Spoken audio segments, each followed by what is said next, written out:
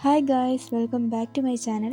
കഴിഞ്ഞ ഓണത്തിന് അത്തത്തിട്ട ഉണ്ടാക്കിയ മണ്ണ് തിരുവോണം കഴിഞ്ഞപ്പോൾ കൃത്യമായിട്ടെടുത്ത് മാറ്റി സൂക്ഷിച്ചു വെച്ചിരുന്നു. കാരണം അത് വെച്ച് ക്ലേ ഉണ്ടാക്കണമെന്നുള്ള ഒരു ചിന്തയും കൂടി എനിക്കുണ്ടായിരുന്നു. പിന്നെ പിറകിലിരിക്കുന്ന ആളിനെ അത്തത്തിട്ടയുടെ വീഡിയോയിൽ നേരവണ്ണം കാണിക്കാൻ പറ്റിയില്ല. അതിൻ്റെ വിഷമം മാറ്റാനായിരിക്കും ഇപ്പോൾ കറക്റ്റ് പൊസിഷനിൽ വന്നിരിപ്പുണ്ട്. യൂട്യൂബിൻ്റെ ഷോർട്സിൽ പലപ്പോഴായിട്ട് ഈ സാധാ മണ്ണ് വെച്ച് ക്ലേ ഉണ്ടാക്കുന്ന പരിപാടി കാണുമ്പോൾ അതെനിക്കും ട്രൈ ചെയ്ത് നോക്കണമെന്ന് ആഗ്രഹമുണ്ടായിരുന്നു. അങ്ങനെ ഇപ്രാവശ്യം ഞാനത് ചെയ്തു. അപ്പോൾ അതിനായിട്ട് ആ മൺകട്ടകളിൽ നിന്ന് കുറച്ചെടുത്തിട്ട് നല്ലതുപോലെ പൊടിച്ചെടുത്തു.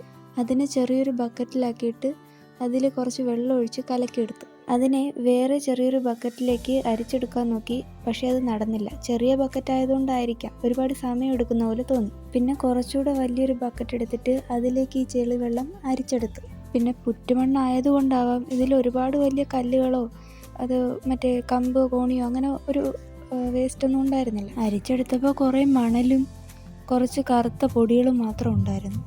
അങ്ങനെ കുറേ നേരം പിടിച്ച് അതൊക്കെ ഒന്ന് അരിച്ചെടുത്ത് അതിൻ്റെ ഇടയ്ക്ക് ഞാൻ ചെളി കളിക്കുന്നെന്നും പറഞ്ഞ് അമ്മമ്മേരുന്ന് വഴക്കം കിട്ടി. ഓൾറെഡി കാലിന് അലർജി കണക്കത്തെ ഒരു പരിപാടിയുണ്ട്, കൈക്കും കൂടെ പണിയാക്കി വെച്ചിട്ട് വന്നായിരുന്നു അമ്മാമ്മ പറഞ്ഞു. പക്ഷേ ഞാൻ അതിലൊന്നും തളരാതെ പിടിച്ച് നിന്ന് ഗൈസ്. ഈ ഒരു തവണ അരിച്ചപ്പോൾ തന്നെ ബക്കറ്റിൻ്റെ അടിയിൽ നല്ല പശ പോലത്തെ മിനുമിനാന്നിരിക്കുന്ന മണ്ണ് അടിഞ്ഞായിരുന്നു.